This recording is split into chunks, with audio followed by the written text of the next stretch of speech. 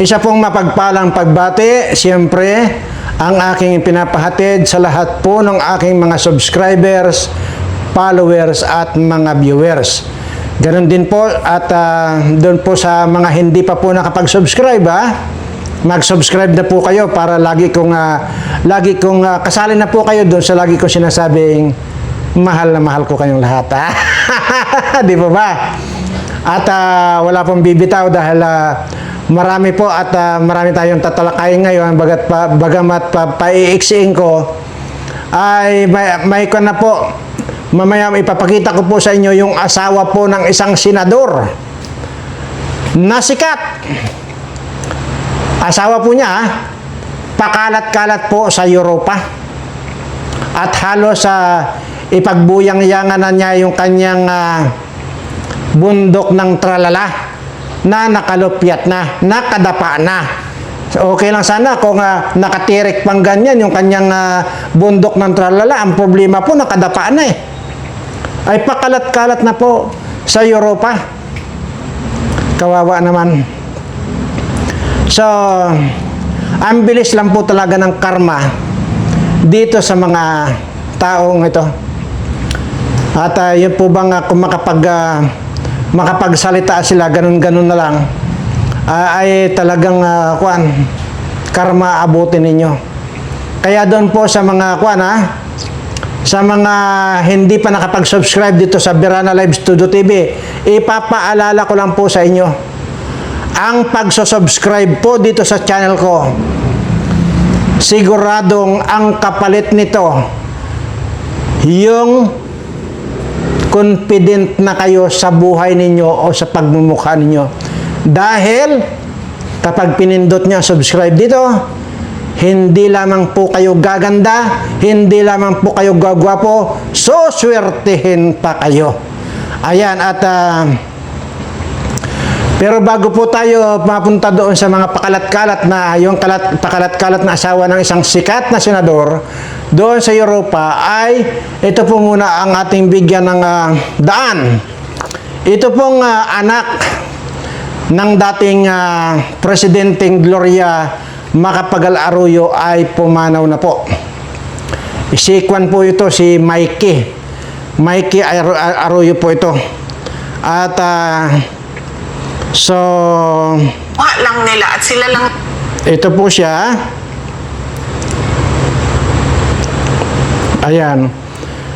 Ang biglang pagkawala ni Mikey Arroyo, viral ngayon. Ayan po. Ayan. Yan po si Mikey Arroyo. At pumanaw na po siya. In the link below. Ito. Pindutin na po natin yung link na nandito raw. Ito. Naku, ang loading. Sana yun?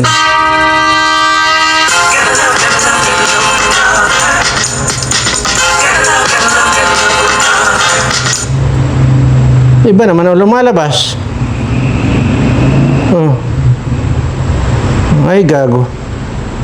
Iba naman ang lumalabas pagka pinindot yung link. But anyway,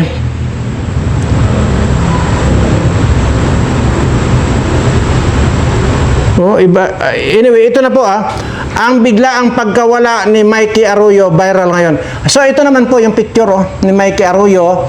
Yung pong sa tabi niya, yung sa baba niya ay si Gloria Arroyo. Yung sa tabi ni Gloria Arroyo, yan po yung picture ni Mikey Arroyo sa hospital po yan noong kasagsagan ng kanyang pakikipaglaban, ika nga. So ayan. So yan po.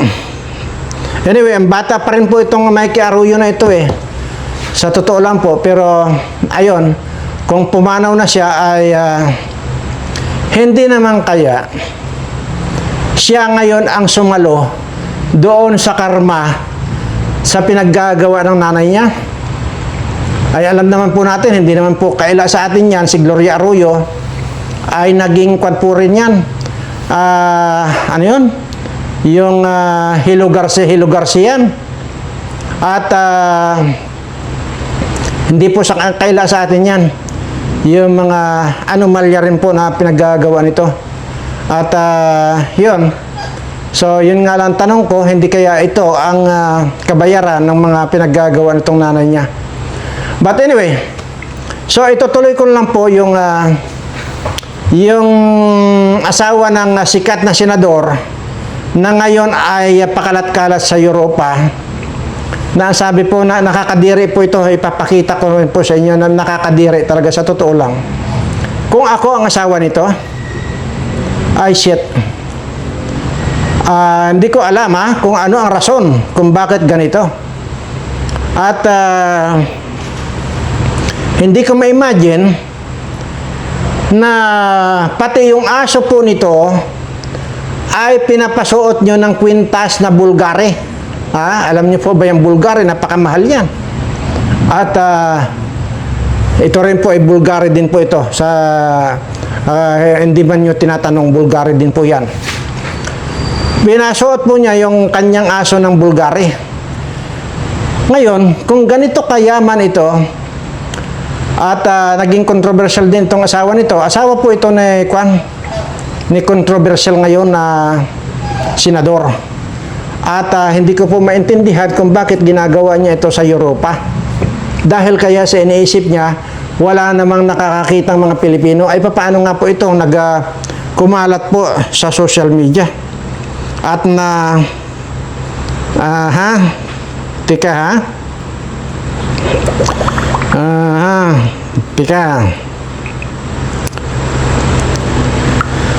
Ay, nako, Diyos ko.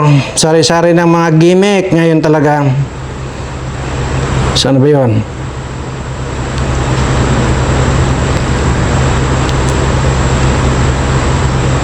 Ako, saan na yun?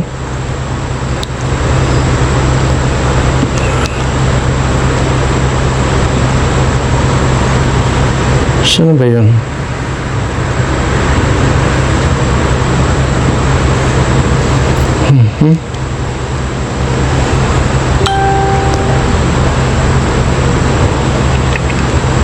Grabe.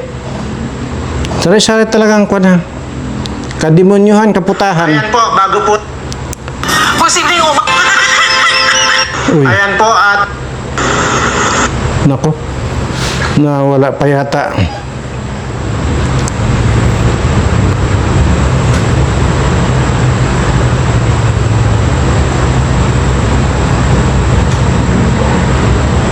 Ito muna, isa-isahin ko nga muna ito. Breaking news. Russia, Cuba, Iran, and North Korea signed a military pact overnight, leaving Trump on edge. If Maduro is not released within 3 days, they will attack 203 U.S. military bases simultaneously in a direct response to the Trump administration. Leaked documents reveal the plan is called Operation Red Freedom. At 2:47 a.m., the Pentagon evacuated military families, and the 5 leaders signed a mutual defense treaty. If the United States does not release Maduro within 120 hours, coordinated attacks will be launched against bases in Japan, Germany, Italy, the Philippines, South Korea, and the Middle East. But what's most terrifying is what hasn't been widely reported yet. Pentagon sources confirmed an emergency evacuation is underway. 45,000 military family members are now being pulled from bases across Asia and Europe. C-17 aircraft have been flying non-stop for the past 6 hours. An intercepted plan reveals China will attack Japan and the Philippines. Russia will strike Europe. Iran will attack the Middle East. North Korea will launch missiles at South Korea. Cuba will cut satellite communications. Most disturbing of all, China has moved 200,000 troops toward Taiwan. Yan, grabe. Talagang gira po talaga ito. Dahil North Korea, China, Russia, at saka yung iba pa ay nagpirmahan na sila na kapag hindi pa raw inirelease ni Trump yung presidente ng ano ba yun, yung kinidnap ni Trump na si Maduro, ayun na.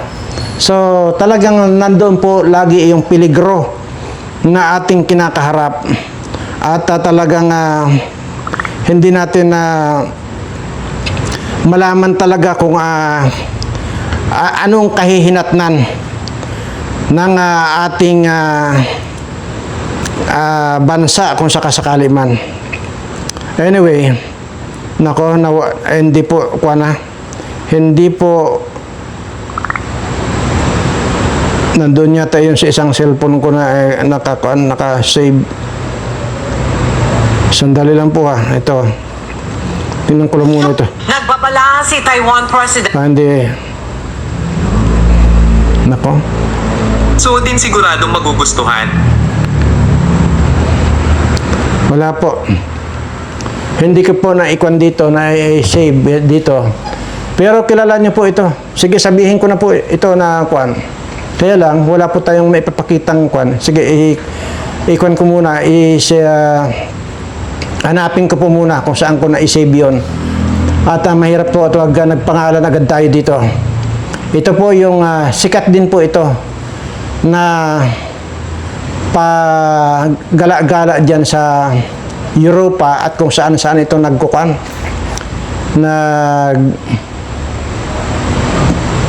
Nagmomodel-model. Pero yun okay lang po yung model-model eh. Pero kung yung kwan na, yun nakasuot ka tapos dito sa gilid mo, dito sa gilid, ang tinatakpan lang ay yung ng damit mo ay yung utong lang, itong gilid, kitang-kita na, tapos nakadapa pa yung didi mo, nakakadiri. Di ko alam kung bakit pinapayagan ito ng senador na asawa nito, na ganon. Parang totoo yata. Yung mga balibalita dati na ito raw ay nagpa-abort. At sino nga yung kwan pa? Yung naging lalaki nito. Okay lang po sana, sabi ko nga, okay lang po sana kung yung hinaharap niya ay nakatayo. Okay lang po yun. Ay, ang problema po, yung para pong nanganak na ng isang dosina. Ganon pala yun. Ay, samantalang wala pa silang anak. Nitong senador na asawa niya, wala pang anak. Pero, yung bundok ng tralala niya, nako po, parang nilambitinan ng 2 dosinang unggoy. Ay, maniwala kayo. Sayang. Di ko, sandali baka, saan ko kayo na-receive yun? Grabe. Ayan po, bago po wala talaga. Posibleng At sama-sama. maglukuhan kayo dyan sa mga House of Representatives. Ayan, wala po. So, mabalik na lang po tayo dito sa topic natin na siguro po ay itong si Mikey Arroyo ang nagbayad ng mga kakaramahan ng nanay niya. So, sana mas maaga rin sana magbayad itong pamilyang bangag na ito para sa ganon ma-deadball na lahat yung mga magnanakaw na ito. At nakakagalit lang. Imagine mo yung sinasabi ko sa inyo.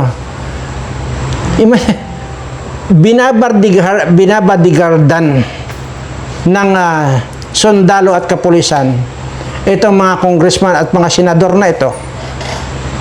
Tapos tayo rin ang pinagnanakawan itong mga animal na ito. Aywan ko. Nasaan ang hustisya? Pagkatapos yung lahat ng nakawin ng pera ng bayan, ayan, ang resulta, walang masaing itong ating mga kababayan. Parami ng parami yung mga kababayan natin nagugutuman. Parami ng parami yung mga kababayan natin hirap na sa buhay. Pero itong mga buwaka ng inang mga putang mga na ito, politikong ito, wala pa rin kasawa-sawa sa pagnanakaw. Ang pinagtutuunan nila ng oras, itong impeachment ni Sara Duterte sa halagang 125 million lang daw naka-confidential fund. Kumpara dito sa trilyon-trilyon na winawaldas itong bangag na administrasyon ito. Kaya minamadali nitong mga unggoy na mga kongresista, lalo na itong buisit na bayawak na itong si Abante na ito. Nakala mo kung sino makapagsalita, nakala mo siya ang panalo, ay samantalang talunan niyan doon sa kanyang kalaban na si Uy. Ayun. Tapos yan din si Luis Tro. At tingnan nyo, pag nag-hearing dyan sa Kongreso, may nakita ba kayong maganda-ganda ang mukha dyan? Putang ina naman. Pan lang talaga, nagmukhang tao lang sila, pero ang totoo, hawig na hawig sila sa mga animal. Palibasa nga mga animal nga ito, mga ito. Wala kang makikitang itsurang maganda dyan.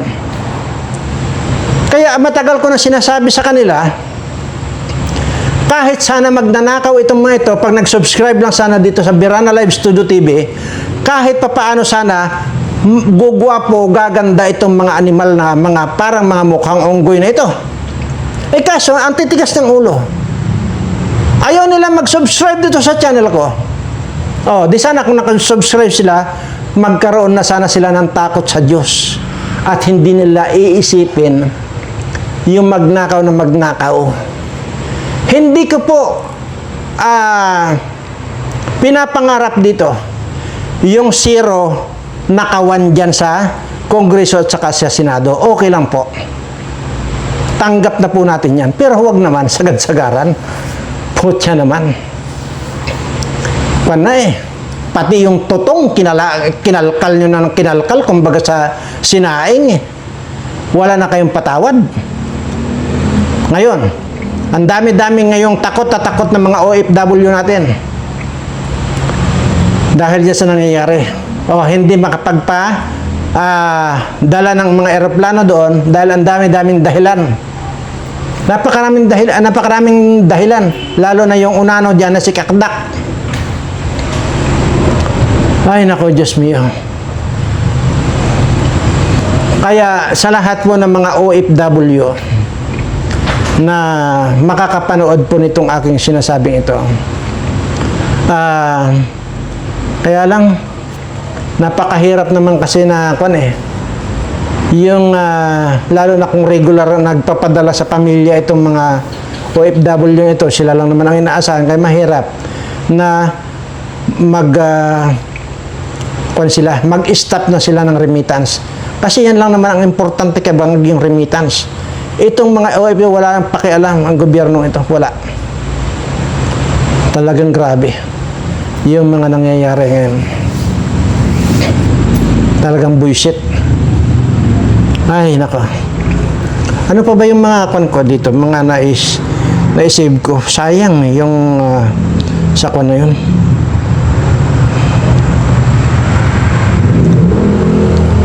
Ikon ko nga po ito. Pindutin ko nga po ito baka ito na. Pero parang hindi Lakas makapogi points nung lalaking panayang share ng tips. Viral pogi ngayon ang kwento ng binatang ito na ipinagmamalaki umuwapo raw siya kahit hindi siya niretoke. Lakas makapogi points nung lalaking panayang share ng tips. Viral pogi ngayon ang kwento ng binatang ito na ipinagmamalaki umuwapo raw siya Yan. kahit hindi siya niretoke. Hindi po ito multo, kundi isang yawa. Okay na. Sayang naman yun. Napakasayang naman yun. Saan ko ba na-ikon yun? I-save yun. Alagad nung... Saan ba na-ipugi yun?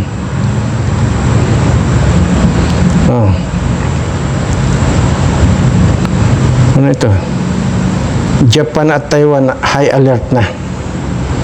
High alert na po ang Japan at Taiwan. What's your It's you. Goodbye. What's your name? Sophia, Who are you here for? for my grandpa. Naku, wala na po. So, ayan po. At sayang. Hindi ko naman po pwedeng pangalanan dito dahil madidimanda naman po tayo. At mas maganda rin po talaga pati maipakita ko sa inyo para kayo, hindi lang ako ang mandiri, maging kayo mandiri kayo doon sa asawa na senador, napakalat-kalat na sa Europa, na dinidisiplina niya yung kanyang hindi masabing bundok ng tralala. Nagkuha na siya, ano yun tawag doon, landslide na yung bundok ng tralala niya. Nag-landslide kasi nakabagsak na. Kadiri. Wala pa sanang anak itong mga ito, pero sabi ko nga uulitin ko lang yung sinabi ko nila. Parang nilambitina ng 2 dosinang unggoy yung bundok ng tralala niya, kaya bagsak na. Ay, mga kon talaga ito, mga uraro. Itong mga taon to. Walang magawa sa buhay. At kagaya din sa kanyan. Din niya sa Malacanang din. Pagkatapos na magsinghutan, tusok-tusokan naman. Ganyan po. At yun pong in-upload ko dyan, yun pong video ni Maharlika. Ayan po, pumunta na po si John Vic Remulla doon sa Bilibid. Kinausap niya si Madriaga para pag-usapan kung papaanong kasinungalingan ang gagawin nila na patutunayan niya na bagman siya ni Sara Duterte. Ganun lang po. Talagang walang matino. Wala na pong matino sa panahong ito. Kaya po ito ang tandaan natin. Ipaalala nyo lang po sa akin pagdating ng panahon. Yung 19th Congress at saka 20th Congress. Ipaalala nyo lang po sa akin yan. Ayoko na pong ulit-ulitin dito. Dahil dito lilimasin ko itong mga ito. Ilalagay ko ito doon sa kwan. Doon sa kung saan sila dapat. Ayoko nang ulit-ulitin yun. Pero tatapusin, tutudasin ko lahat itong mga ito. Nanggigigil ako. Sa dami. Kadami-dami nating mga kababayan ang hirap na hirap sa buhay. Walang masaing, walang makain. Grabe. Tapos yan pa mga OFW natin na humihingi ng rescue, hindi magawang i-rescue ng gobyernong bangag na ito. Ayun na po. Ngayon nyo na maikumpara itong bangag na ito at saka si PRRD. Siguro kung nangyari itong panahon nga ito ng COVID-19, naku po, at panahon ng bangag, wala na. Magdasal na lang kayong lahat. Siguradong mamamatay kayong lahat. Butin lang si PRRD, ang presidente noon, dahil nandoon lahat yung mga kahit pa paano ay hindi man lumala ng todo, hindi man dumami yung mga namatay, at least na control kahit pa paano. Pero kung itong bangag siguro na ito ngayon, lahat kayo deadball. Anyway, at hanggang dito lamang po muna. At uulitin ko lang po, mapagmatyag po tayo dahil hindi pa po tapos ang gera. At patuloy pa pong nasa panganib tayong lahat. Sila, yung mga unggoy dyan. Pero sabi ko nga po, hindi manganganib ang buhay nitong mga politikong ito dahil kanya-kanyang sibatan lang po yan. Dahil may mga panangayan, may mga bahay na sa abroad dyan. Anyway, maraming salamat po at sa lahat po ng aking mga subscriber. Mahal na mahal ko po kayong lahat.